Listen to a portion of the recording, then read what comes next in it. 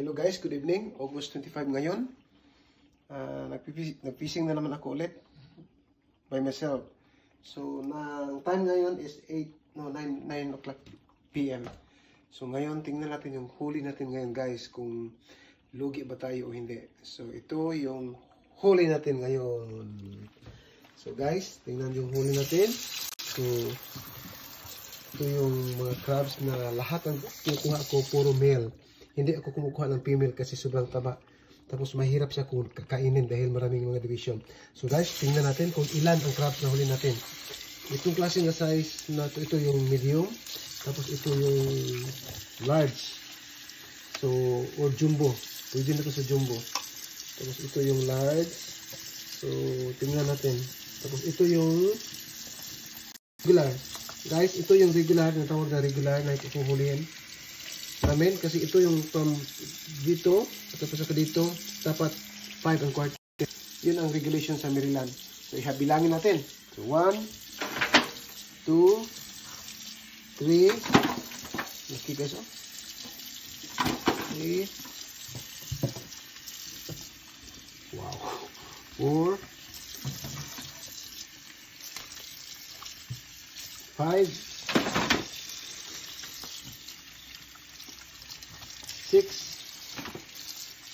7. Wow. 8. 9. 10. 11.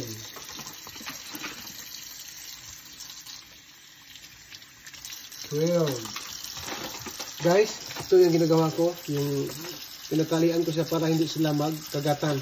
Kasi once na magkagatan sila, tapos nasugatan, maano sila, mamatay, tapos payat na.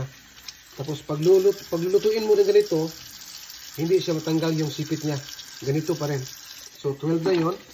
So, 13.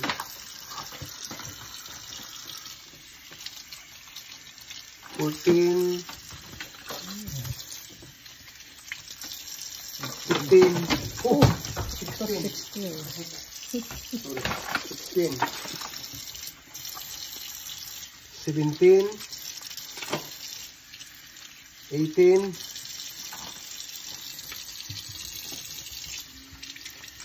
19.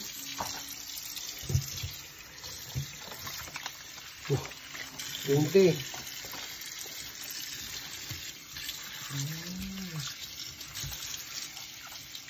21, 22, 23, 24, 2,000? Oh my, that's big. 25. Getting the 25. Okay. Oh, 26. 26. Oh. 26. Wala na. Wala na yata. So yun. So guys, tingnan mo. So, This is a good catch today. Ito guys. Yung huli natin na crab is 26 na piraso. 2 dozen. Guys, pagbilhin mo to, close to $200 something. $200 something na yan. O lampas ng $200. So, hindi tayo lugi talaga. Tapos, ang ginamit ko lang na bait is $13 yung bloodworm. Tapos, paghuli ko ng isda, tapos ito yung ginagamit ko pain para dito. So, wala tayong gastos dito para sa bait. Ito lang. Tapos, ito yung $15 natin na pain na worm, lugworm. Ito yung huli. So, tingnan nyo guys. Hindi talaga lugi, oh. Sariwang good size, jumbo. Ito na yun, fully adult na guys. Hindi na, ano na to, ito yung ano na talaga, na matured na. So ito guys, yung maliliit, kinukuha ko to kasi gawin namin pain. Ito gamit namin pang cut bait. Tapos itong klaseng isda, walang limit, as long as hook and line lang. Walang fishing net. So ito guys, pagod na. Magligpit pa sa ng isda. Maglutuin pa to. Ilagay sa freezer. Message lang kayo guys. Kung gusto nyo kung gusto nyo yung crabs. Grabe. Super oh. Sige guys. Thank you so much for watching. Babu.